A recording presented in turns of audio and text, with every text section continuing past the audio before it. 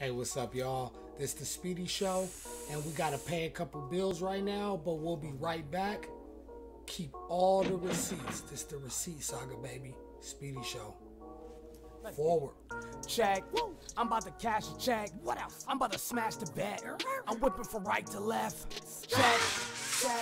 The Boston Celtics the better at playing than at other people's home than their own. They say, okay, well, this ain't gonna be the case in the NBA Finals. That's the scary thing. You go ahead and win one at Golden State, you might split the other one, and then you're gonna go in and win maybe one or two at your home. I mean, for sure. I mean, they're not gonna. They're gonna play well. The stats also say Golden State. We. I don't know if you guys know. I'm very well aware that Golden State. I don't know the exact number. It's approaching 30, 25, 26, 27, 28 straight playoff series where they have won a road playoff game. Yeah. Golden State will win in Boston. Boston has the win too in Golden State, in my opinion, to even think of winning the championship. And they have to get it done in 6. They can't do it in 7. And in which they're not far off from winning this next game. I mean, because they didn't have their best game, and I think Golden State had a fairly better game than Boston Celtics. But hey, that fourth quarter, man, I don't know what, the defense, it wore them down. They couldn't make all them shots they was making in the first, second, and third. Brown exploded. What was you gonna say about Steph? Brown exploded. I mean, Brown took the game over. Brown took the game over. Steph cooled off. They made a great adjustment, but I'm gonna argue that the Warriors didn't play their best game. I like my Boston colors you got in the background, by the way. Shout out to Prophet. Yeah, shout out to boy Prophet, man. We I don't want to get prisoners of the moment. We tend to take things out of context. I want to put it in context. Boston had already kind of bottled Steph up already. He only scored 13 points after the 21-point explosion from the first. So they had already kind of bottled that up. Where I give the credit to Jaylen Brown is this. During that game, Tatum didn't just play bad. Golden State's scheme forced him to play bad. It wasn't just an off night. They made it a tough night at the office for him. Derek White was the only person that made Boston's offense have any type of flow. Boston's offense looked horrid, like it tends to do. Like it tends to do. I mean, Golden State's offense really didn't look great either. Aside from a few Otto Porter catch it and shoot knockdowns that were pretty solid contested shots, Golden State wasn't getting exactly what they wanted. But when you let Steph go for 21, Boston still led it to half. Then the Warriors had that third quarter explosion. Okay, it looked like everything was working. Everything wasn't really working like that. It looked good because shots were falling.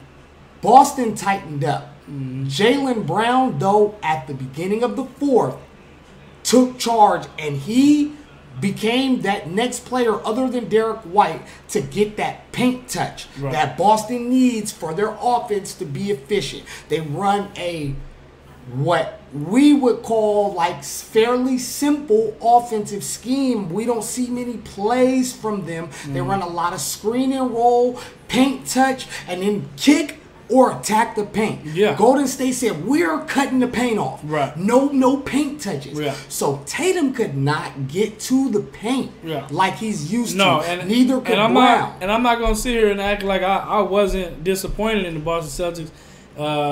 Even though, they was leading at halftime. The offense just looked a mess. And like I heard one of the analysts, Boston doesn't have no real offensive structure or offensive strategy. They spread you out, they pick and roll, and they play one-on-one ball. They play one-on-one basketball. They expect for Tatum, Brown, Horford get their own shots and make a way and maybe kick it out. But no real offensive structure. I mean, you're taking some long threes with Tatum and Brown. That's smart. You better hope take some long ones. And you better hope you make them, because if you miss them, the Warriors is going to get out there and run and shoot threes on you. And these guys are shooting, I don't know the percentage, but I'm pretty sure the percentage is very good. From three-point, I mean, they got the best three-point shooter, the best shooter of all time on the floor. I mean, two of the best shooters of all time. So I mean, man, you can't. You got to be more sound offensively. I think in the second game, if they start off, Boston starts off slow offensively like they did, then they can get ran out too. Yeah, they're going to be in trouble. They can get ran out. And let me just tell you, this is the most shocking game since game one, since the 1980 NBA Finals when Magic scored 42 as a rookie. So the momentum shift, and the third quarter, it was just amazing. I had never seen something like that. I mean, Horford made the most threes ever for a player in his first finals game. Yeah. Jason Tatum had the most assists ever for a player in his first finals game. And Jaylen Brown hopped on a list with, I think it's Jordan and Kobe. Wilt and Kobe. He had 10 points and 5 assists in the fourth quarter. He's the third player in NBA history to do that. Mm-hmm. And I think all those things, and then you combine that with the biggest piece of the pie was the Warriors collectively having a negative 24 point differential in the fourth quarter, the biggest in the Steve Kerr era in any game, regular or postseason. Yeah. That is why I feel like Boston fans, just temper your expectation a little bit. Those things, don't expect Game 2 to be the most shocking game in NBA Game 2 Finals history as well, is all I'm saying. I already predicted Golden State to win Game 1, so I'm 0 for 1. You know what happens. But I did predict alternating wins. And I'm gonna stay on my alternating wins. I think Golden State responds. They answer. Boston looks good, though. I thought they were going to have heavy legs. They look really good. That defense is clamped. It's locked down. Yeah. Derek White, Al Horford. Those two guys are, if they outplay Jordan Poole and whoever Golden State's second role player, it varies from game to game. Sometimes it's Porter, sometimes it's Iggy. Yeah. It might be Gary Payton. It might be Kuminga. Yeah. But if White and Horford outplay them, Golden State's going to have some problems because,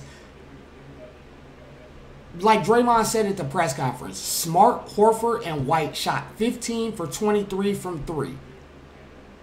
I don't want to say don't expect that to continue, but if that does, I mean, how do you beat that?